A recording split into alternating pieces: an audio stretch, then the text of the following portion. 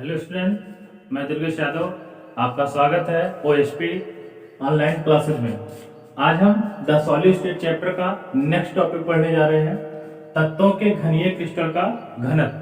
तत्वों की जगह ठोस पदार्थ भी हो सकता है, इकाई सेल भी हो सकता है। इकाई सेल मतलब एकक कोशिका।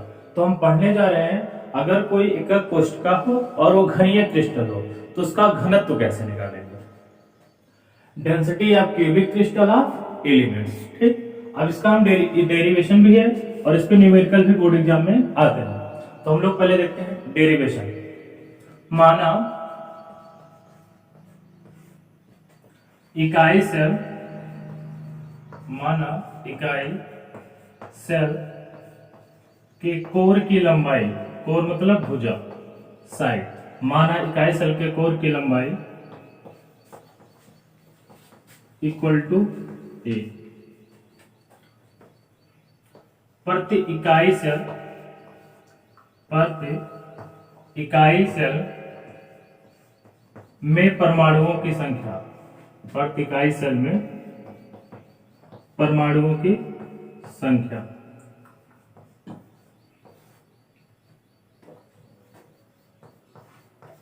Equal to capital Z.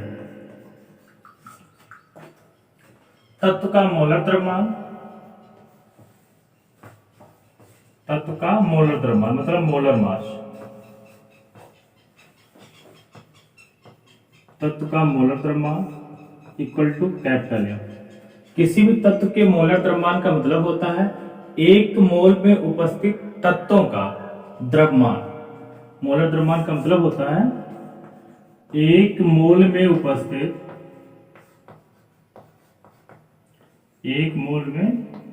उपस्थित परमाणुओं का द्रव्यमान।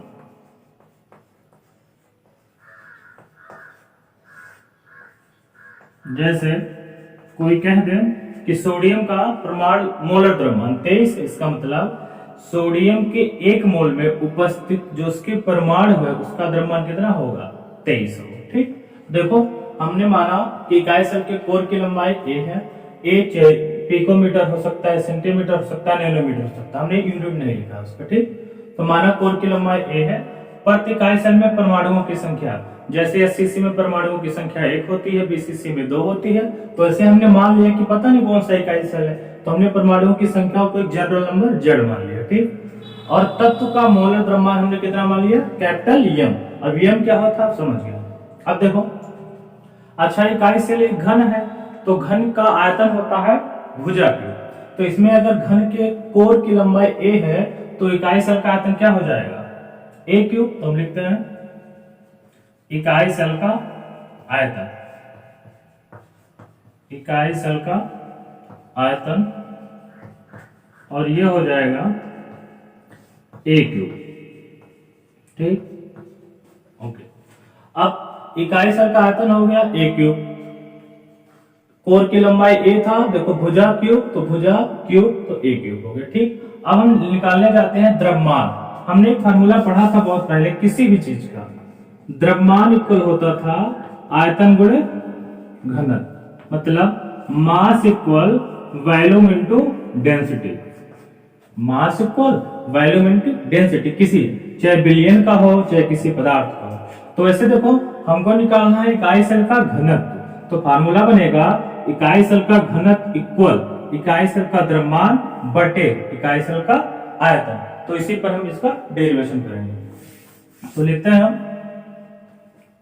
इकाई सेल का घनत्व, डेंसिटी ऑफ यूनिट सेल, इसको कैपिटल स्मॉल डी से रिप्रेजेंट कर दूं तो ये होगा इकाई सेल का द्रव्यमान,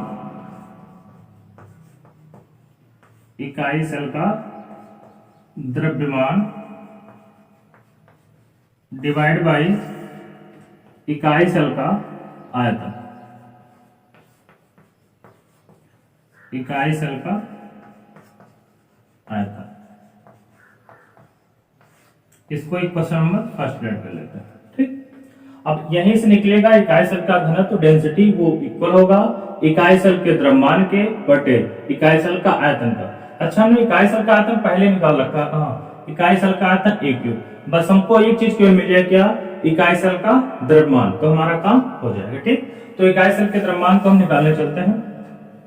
तो देखो इकाई सेल का द्रव्यमान क्या होगा, तो लिखेंगे इकाई सेल का द्रव्यमान, इकाई सेल का द्रव्यमान ये इक्वल होगा इकाई सेल में उपस्थित परमाणुओं की संख्या, या कह सकते हैं प्रति इकाई सेल में परमाणुओं की संख्या, प्रति इकाई सेल में परमाणुओं की संख्या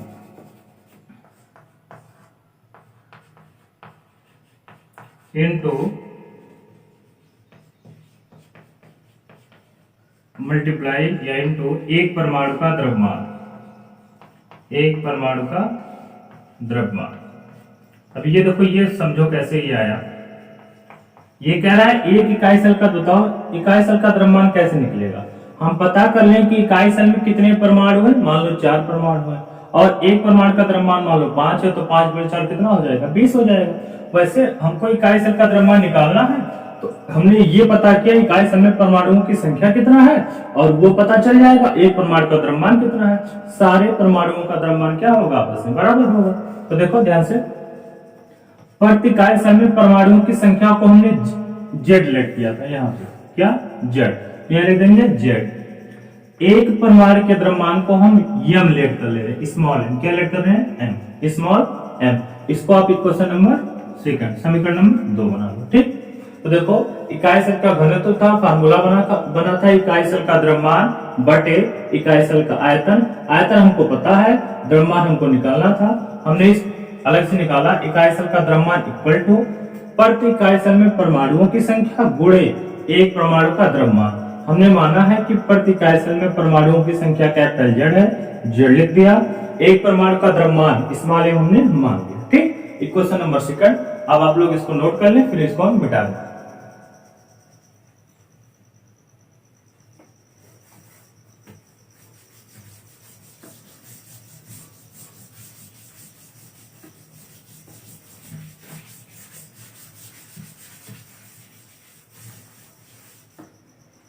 आगे देखते हैं हम लोग। अब आया था इकाई सेल का द्रव्यमान, सॉरी इकाई सेल का द्रव्यमान आया था प्रति इकाई सेल में परमाणुओं की संख्या इनटू एक परमाणु का द्रव्यमान। हमने एक इकाई सेल में परमाणुओं की संख्या को जेड माना था, परमाणु के एक परमाणु के द्रव्यमान को स्मॉल एम माना था। ठीक, अच्छा देखो अब यम कैसे निकलेगा, तो देखो एक परमाणु का द्रव्यमान, एक परमाणु का द्रव्यमान इक्वल स्मॉल एम इक्वल हो जाएगा capital M equal N A, capital M equal N.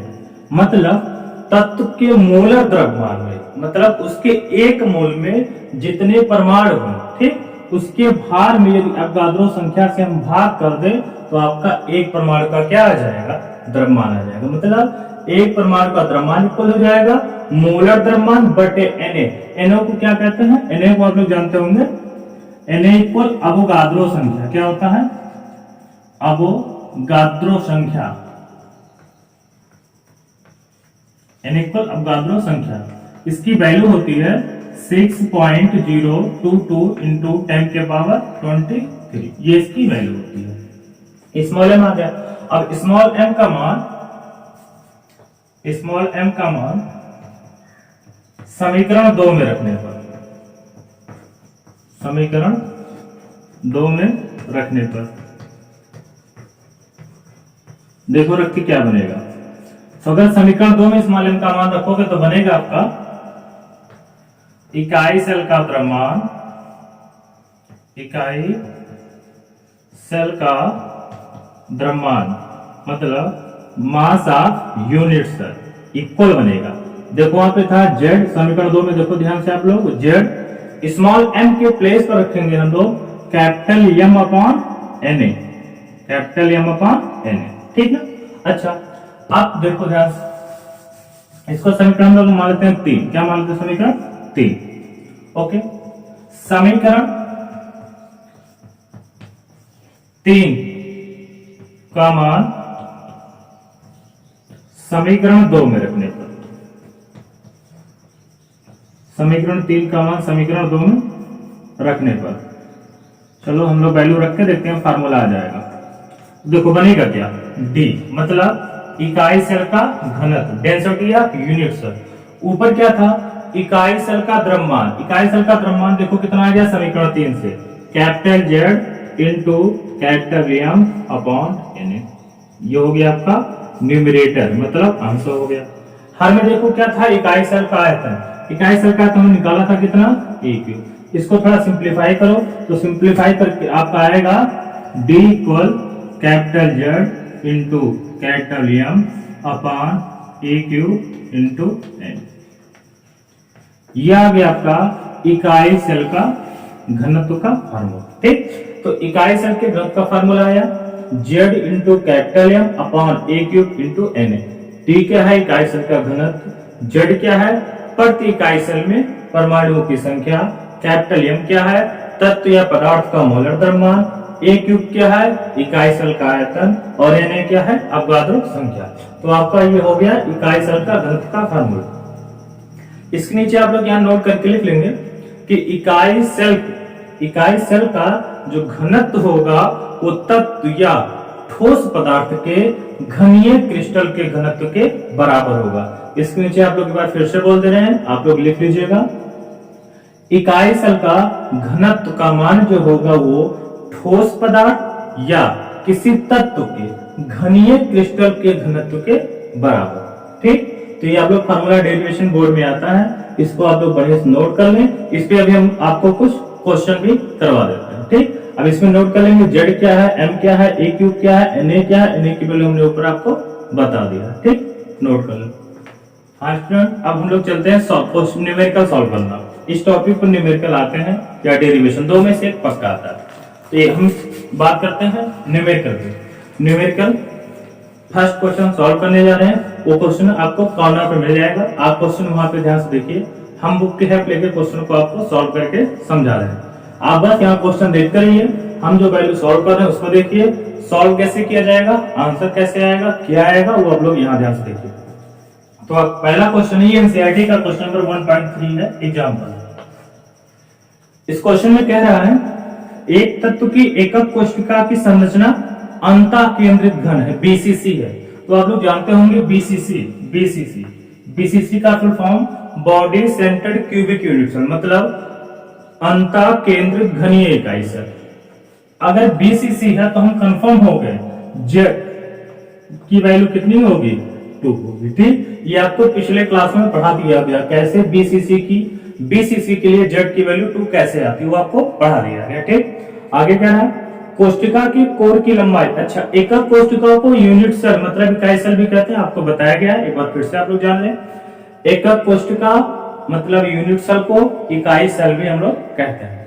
इकाई सेल के कोशिका के कोर की लंबाई मतलब ए साइड की लंबाई दिया है 288 पिकोमीटर। पीएम मतलब पिकोमीटर, ठीक है ना। आगे दिया है तत्व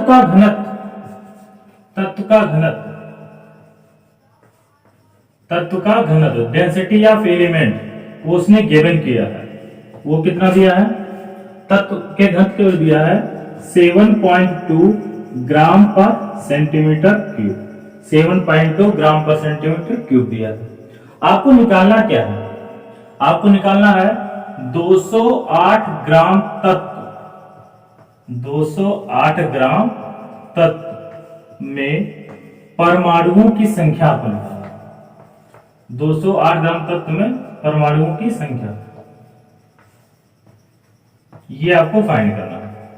ये इसी बार 2020 के बोर्ड पेपर में ये क्वेश्चन आया था 2 मार्क का, सेम यही क्वेश्चन था, एग्जाम्पल था, समझा दे रहे। सेम क्वेश्चन 2020 के बोर्ड में 2 नंबर का आया था।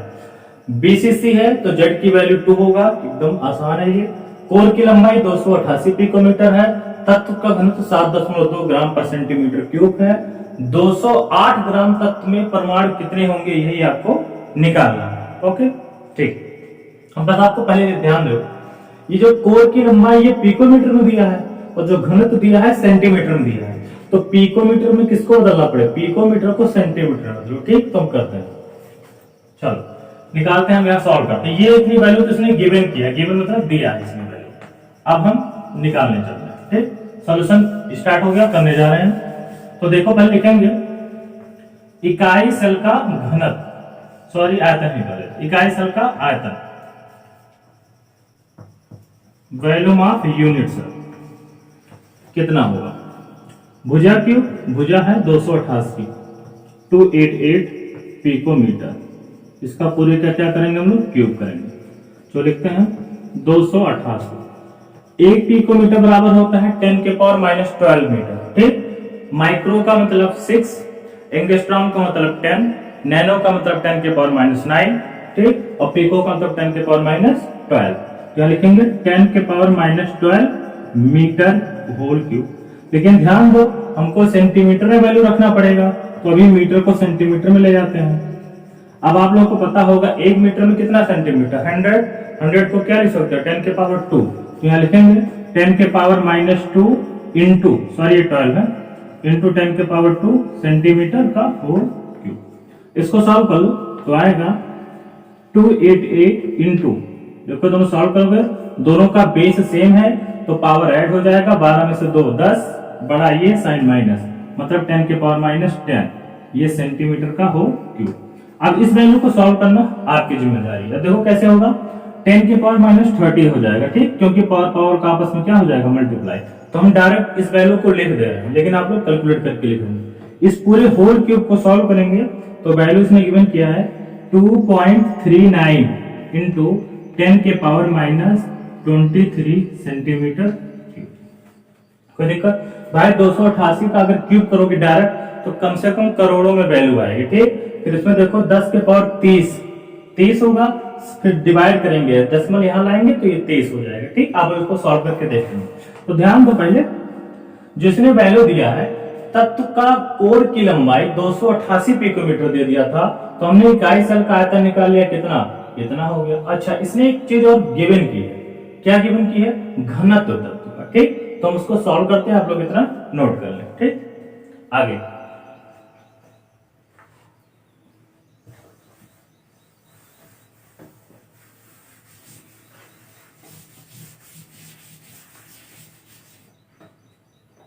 चलो, अब ये आगे हम लोग निकालते हैं 208 ग्राम, 208 ग्राम तत्व का आयतन।